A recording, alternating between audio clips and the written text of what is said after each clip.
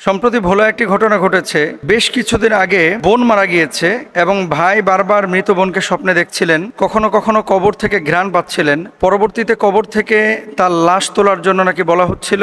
ভাই এলাকার মুরব্বীদেরকে নিয়ে কবর থেকে লাশ ওঠানোর জন্য কবর খোদাই করলেন এবং দেখতে পেলেন আসলে যেই স্বপ্নে বলা হয়েছিল যে তিনি কবরে জীবিত, তিনি জীবিত না, তার লাশ পচে গেছে। মৃত মেয়ে কবরের ভেতর জীবিত আছে এমন স্বপ্ন দেখার দাবি করে দাফনের 18 দিন পর কবর খুঁড়েছেন স্বজনরা। কবর খুঁড়ে মরদেহ দেখার পর ফের আগের মতো দাফন করা হয়। এমত অবস্থায় স্বপ্ন দেখলেই মৃত ব্যক্তির লাশ কবর থেকে উঠানো অথবা কবরে দেখা, কবর খোদাই করা, এগুলো ইসলাম অনুমোদন করে কি না? প্রথমত হচ্ছে, আমি এর আগে আলোচনা করেছি যে স্বপ্ন হচ্ছে তিন ধরনের। যে আন আবি হুরায়রা রাদিয়াল্লাহু তাআলা আনহু আন নবী সাল্লাল্লাহু আলাইহি ওয়াসাল্লাম قال الرؤيا الصالحة بشرى من الله والرؤيا من تحرين الشيطان والرؤيا مما يحدث المرء نفسه। কিছু স্বপ্ন আছে যেটা আল্লাহর পক্ষ থেকে, কিছু স্বপ্ন আছে যেটা শয়তানের পক্ষ থেকে, আর কিছু স্বপ্ন আছে যেটা চিন্তাপ্রসূত মানুষ কি করে দেখতে পায়। এখন বোন মারা গিয়েছে, ভাই হয়তো বা তাকে নিয়ে বেশি ভাবেন, এজন্য স্বপ্নে কিছু দেখেছেন। কবর থেকে সুঘ্রাণ আসে, অনেক সময় আগরবাতি কবরের পাশে অনেকে জ্বালায়। ওই যে লাশ দাফনের পরে আপনার কি বলে ওটা, গোলাপ জল ছেটায়, আতর যেগুলো অতিরিক্ত বেঁচে যায় এগুলো কিন্তু কবরের উপরে অনেকে ছিটিয়ে দেয়, আপনারা নিশ্চয়ই দেখেছেন।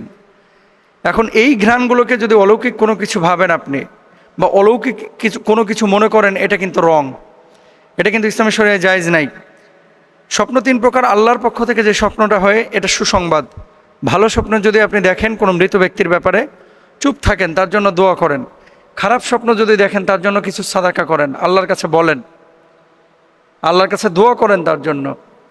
আর কিছু স্বপ্ন আছে যে একটা মানুষকে আপনি সারাক্ষণ ভাবছেন, ভাবার পরে আপনি স্বপ্নে দেখলেন ওই ব্যক্তির কোনো একটা কাইফিয়ত বা অবস্থা, তাহলে এসব ক্ষেত্রে আপনার চুপ থাকাটা হচ্ছে শ্রেয়।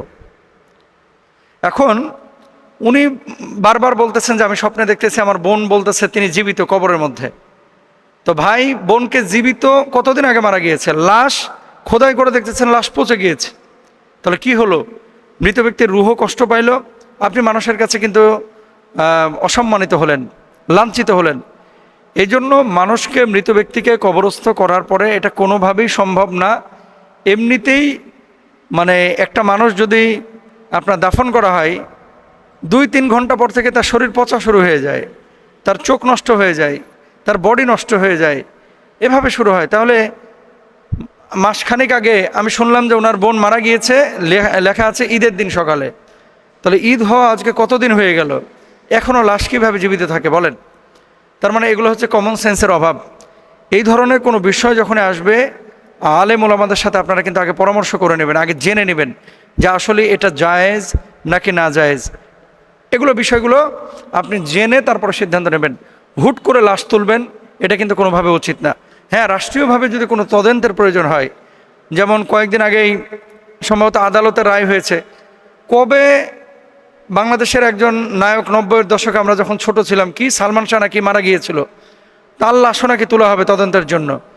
তো এখন আদালত যদি কোনো ব্যক্তির তদন্তের জন্য লাশ তুলতে পারে, শরিয়া যদিও এটাকে নিরুৎসাহিত করে, কিন্তু তদন্তের জন্য কবর থেকে লাশ তোলা জায়েজ আছে। তদন্তের জন্য যদিও শরিয়া এটাকে নিরুৎসাহিত করে। আপনি একটা স্বপ্ন দেখলেন আর হুট করে কবর খোদাই করে বোনের বা বাবার বা মায়ের লাশ তুলবেন, এটা শরিয়া কোনোভাবেই অনুমোদন করে না। সুতরাং এরকম কোনো স্বপ্ন দেখলে পেরেশান না হয়ে ইসলামিক স্কলার, আলেম ওলামাদের সাথে পরামর্শ করবেন। আল্লাহ বুঝদান করুন।